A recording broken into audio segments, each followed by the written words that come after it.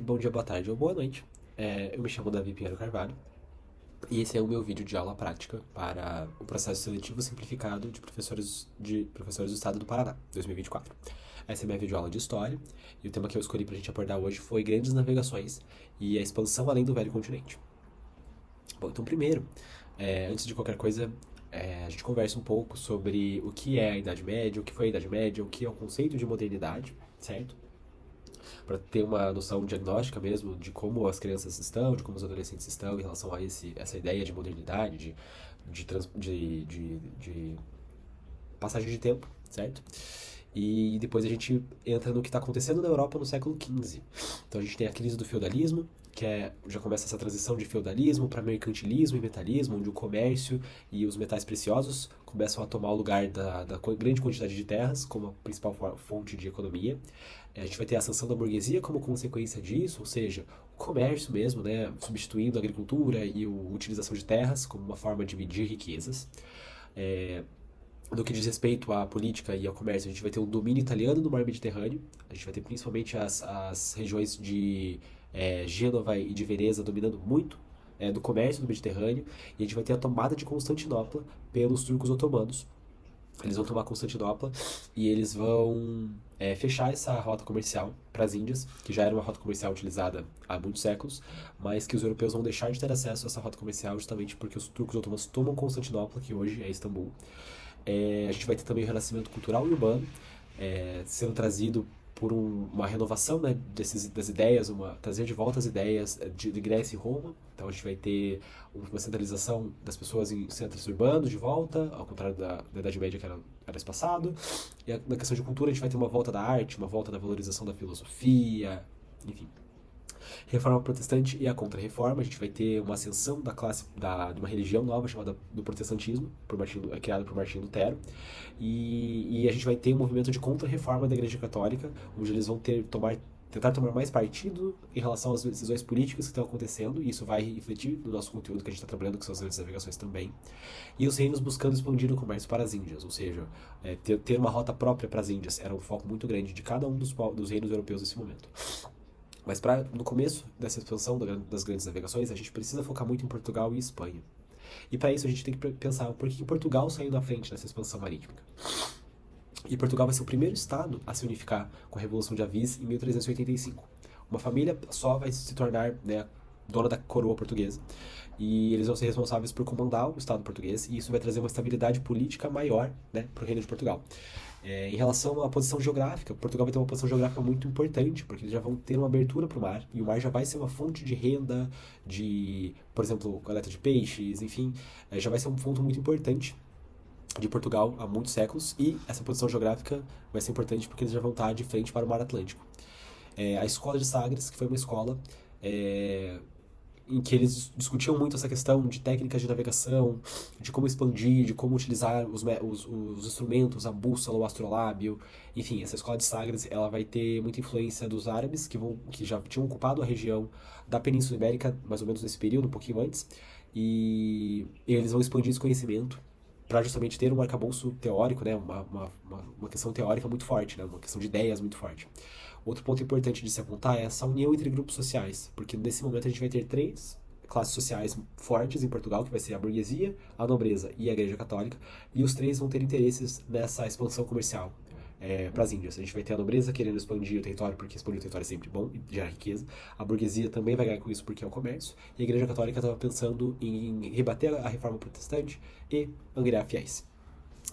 Por outro lado, a gente vai ter que pensar no atraso da Espanha, no porquê que a Espanha não saiu na frente. Eles ainda vão estar numa guerra muito intensa contra os árabes para expulsar os árabes do território da Península Ibérica, no que a gente vai chamar de Guerra de Reconquista. E a gente vai ter uma confusão política muito grande. Então a gente vai ter 4 famílias lutando pelo reino, lutando pela coroa por unificar o território da Espanha. E a gente vai ter 2 famílias saindo vitoriosas, que vai ser a família de Aragão e a família de Castilha.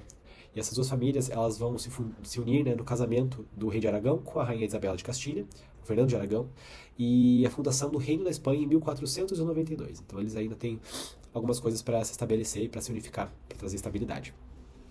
E esse avanço dos povos ibéricos ele começa com a tomada de Ceuta em 1415, que vai acontecer a primeira investida ultramarina portuguesa. Eles vão ocupar essa região de Ceuta, que é um interposto comercial que fica nos Marrocos, hoje em dia, né, no território do Marrocos, e com uma forte frota portuguesa enviada por Dom João, e eles vão fazer parte da Guerra Santa, porque além da motivação de exploração e de avanço, vai ter a motivação religiosa de expulsar os árabes, de continuar afastando os árabes do território europeu, e os soldados vão estar usando túnicas com cruzes e com símbolos católicos.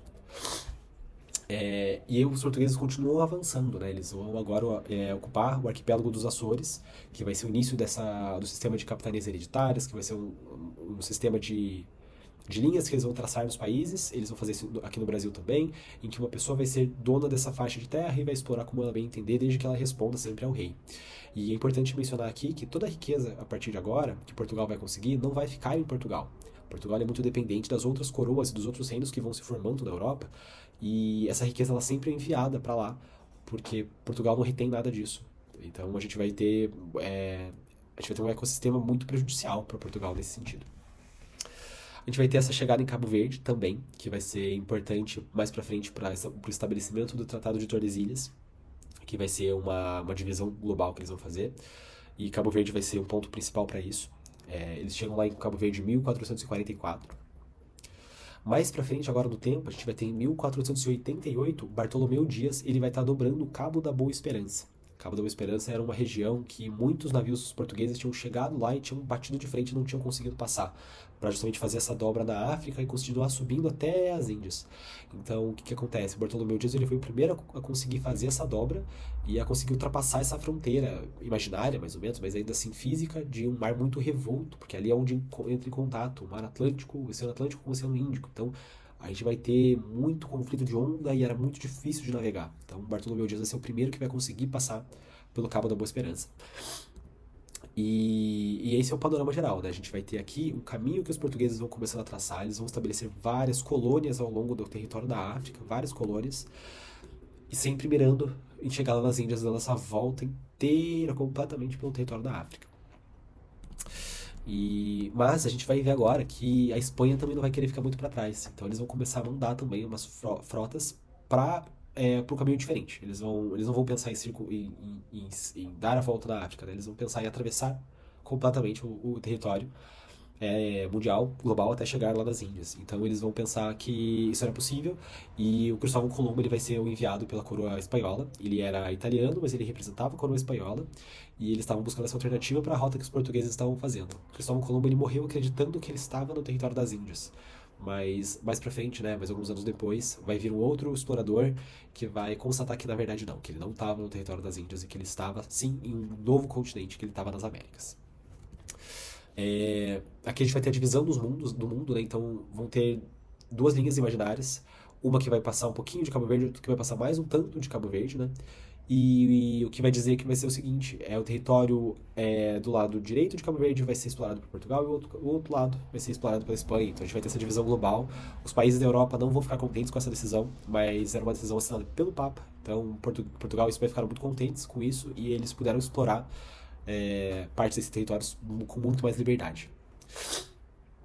Essas são as duas linhas traçadas, né? Então, deste lado aqui a gente tem o território que podia ser explorado por Portugal, né? Até um certo ano, e aqui o território explorado pela Espanha. Agora é importante apontar que em 1498 a gente tem a chegada do Vasco da Gama às Índias. O Vasco da Gama ele vai desembarcar em Calicut, que é um porto, que é um interposto comercial muito importante da Índia, e aí ele vai completar finalmente essa rota comercial de chegada, de saída de Portugal até chegar lá nas Índias. E aí ele já vai voltar com várias especiarias, com vários mantimentos e já vai começar a estabelecer muito bem essa rota, com vários interpostos comerciais no caminho, seja na ida quanto na volta. Importante conversar também um pouco que antes de 1500 a gente vai ter a chegada de alguns exploradores espanhóis no território brasileiro. E a gente vai ter o Alfonso Ojeda chegando na Venezuela e o Vicente Pinzón chegando até Pernambuco. Mas por que a gente não comenta muito sobre isso? Por que a gente não considera essa como a fundação do Brasil? Porque eles não tinham um plano de exploração do Brasil. Eles estavam explorando territórios e acabaram, como consequência, chegando no Brasil. Mas não foi um plano específico, como Portugal tinha, de explorar o território brasileiro, de colonizar esse território. Então é importante a gente ressaltar que já haviam espanhóis, já tinham chegado espanhóis no território brasileiro, mas não era a mesma coisa que os portugueses tinham pensado. E aí sim, agora a gente vai ter a chegada dos portugueses em 1500. Foram 13 navios que chegaram na Baía de Porto Seguro.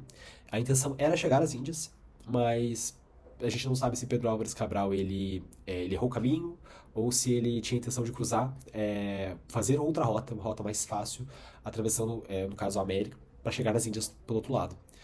Mais ou menos com uma rota como os espanhóis tinham imaginado.